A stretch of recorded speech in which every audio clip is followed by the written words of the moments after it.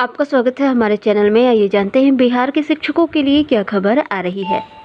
राज्य में पंचायती राज एवं नगर निकाय संस्थाओं के शिक्षकों का अंतर जिला स्थानांतरण अब विधानसभा चुनाव के बाद होगा। विधानसभा चुनाव के बाद ही अब स्थानांतरण की प्रक्रिया की शुरुआत होगी, इसलिए क्योंकि बिहार विधानसभा के लिए होने वाले चुनाव की घोषणा के साथ ही राज्य में आदर्श चुनाव आचार संहिता लागू हो गई है।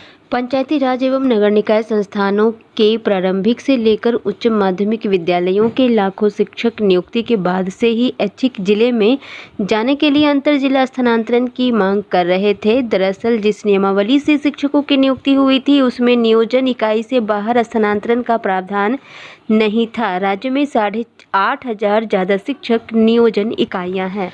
अंतर जिला स्थानांतरण का प्रावधान नहीं रहने से सबसे ज़्यादा परेशान महिला शिक्षक थी। शिक्षक बनने के लिए अधिकांश महिलाओं का चयन शादी के पहले हुआ था, इसलिए ऐसी महिलाओं ने नियुक्ति के लिए मैके वाले नियोजन इकाइयों के स्कूलों को ही चुना था। लेकिन नियमावली में अंतर जिला स्थानांतरण का प्रावधान नहीं रहने के चलते ऐसी महिलाओं को शादी के बाद काफ़ी दिक्कतों का सामना करना पड़ रहा है। ऐसी महिला शिक्षकों के अंतर जिला स्थानांतरण का रास्ता नई नियमावली से खुला है।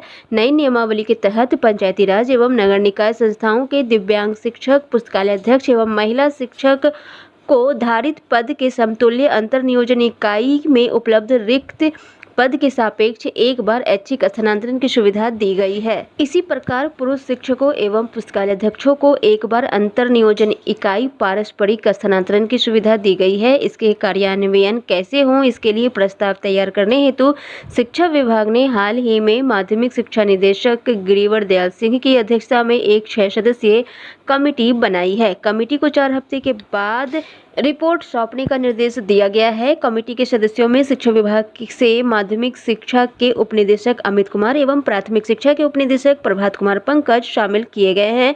इसके साथ ही पंचायती राज विभाग, नगर विकास एवं आवास तथा NIC पटना के एक नामित पदाधिकारी कमेटी में बतौर सदस्य शामिल किए गए हैं। बहरहाल अंतर जिला स्थानांतरण के लिए शिक्षकों को अब आदर्श चुनाव आचार संहिता समाप्त होने तक इंतजार करना होगा। इसके साथ ही राज्य में मिडिल स्कूलों में शारीरिक शिक्षा एवं स्वास्थ्य अनुदेशकों की बहाली के लिए पदों के सृजन के प्रस्ताव पर भी आदर्श चुनाव आचार संहिता का ग्रहण लग गया है। मिडिल स्कूलों में तकरीबन 8,000 शारीरिक शिक्षक एवं स्वास्थ्य अनुदेशकों की बहाली के लिए पदों के सृजन की तैयारी थी। इसके लिए शिक्षा विभाग द्वारा प्रस्ताव भी तैयार किए गए थे। प्रस्ताव पर सिर्फ कैबिनेट की मुहर की औपचारिकता बाकी थी। बहरहाल यह तय माना जा रहा है कि आदर्श चुनाव आचार संहिता के बाद ही शारीरिक शिक्षा एवं स्वास्थ्य अनुदेशकों के पदों के सृजन का रास्ता साफ हो जाएगा। तो यहाँ पर अब पूरी तरह से साफ हो गया है कि दिसंबर और जनवरी के बीच में स्थानांतरण की प्रक्रिया शुरू हो जाएगी। नवंबर में क्योंकि चुनाव खत्म होंगे तो अब दिसंबर या फिर जनवरी में स्थानांतरण की प्रक्रिया पूरी तरह से शुरू हो जाएगी। इसके साथ ये भी खबर आ रही है कि नियुक्ति तिथि 1 सितंबर 2020 को दिखाया जा रहा है, जिसका शिक्षक विरोध कर रहे हैं। राज्य के पंचायती राज एवं नगर निकायों के अंतर्गत कार्यरत शिक्षक और पुस्तकालय अध्यक्षों को EPF स्कीम का लाभ लेने में परेशानी हो रही है। शिक्षक इसका विरोध कर रहे हैं। शिक्षकों ने कहा है कि शिक्षा विभाग के अधिकारियों के द्वारा पटना उच्च न्यायालय के आदेश की अवहेलना की जा रही है। इसके साथ ही EPF एक्ट का उल्लंघन भी किया जा रहा है। EPF एक्ट का उल्लंघन ना हो, इसके लिए अधिकारियों ने EPF फॉर्म में शिक्षकों की नियुक्ति को 1 सितंबर 2020 दिखा रही है।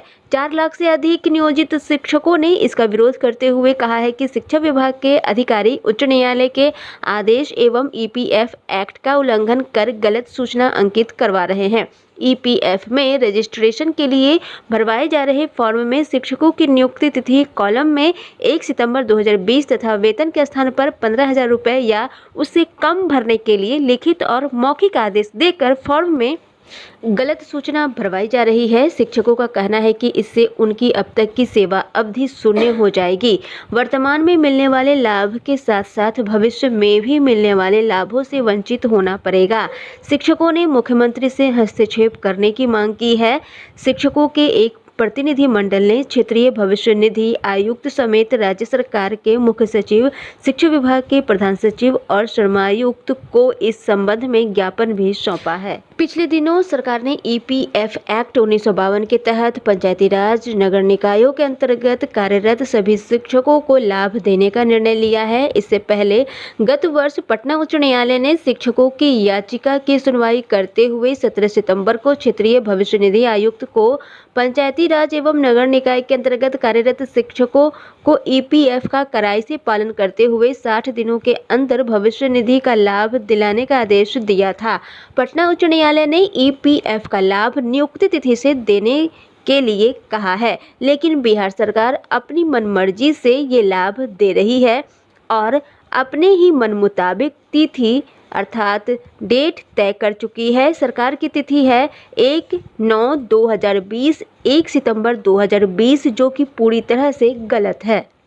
यहाँ पर सरकार के अड़ियल रवैये के कारण शिक्षकों को भारी नुकसान ईपीएफ के मामले में उठाना पड़ रहा है, जबकि जिन शिक्षकों की नियुक्ति होगी उन्हें नियुक्ति तिथि से ईपीएफ का लाभ मिलेगा, जबकि जो शिक्षक पहले से बहाल हुए हैं उन्हें 1 सितंबर 2020 से ईपीएफ का लाभ दिया जा रहा है। सरकार यहां पर दो तरह का रवैया ईपीएफ के मामले में अपना रही है। दो भागों में शिक्षकों को बांट चुकी है, जिसका विरोध शिक्षक कर रहे हैं और सरकार से मांग कर रहे हैं कि नियुक्ति तिथि से ईपीएफ का लाभ सभी शिक्षकों को मिले। यही पटना हाईकोर्ट का आदेश है।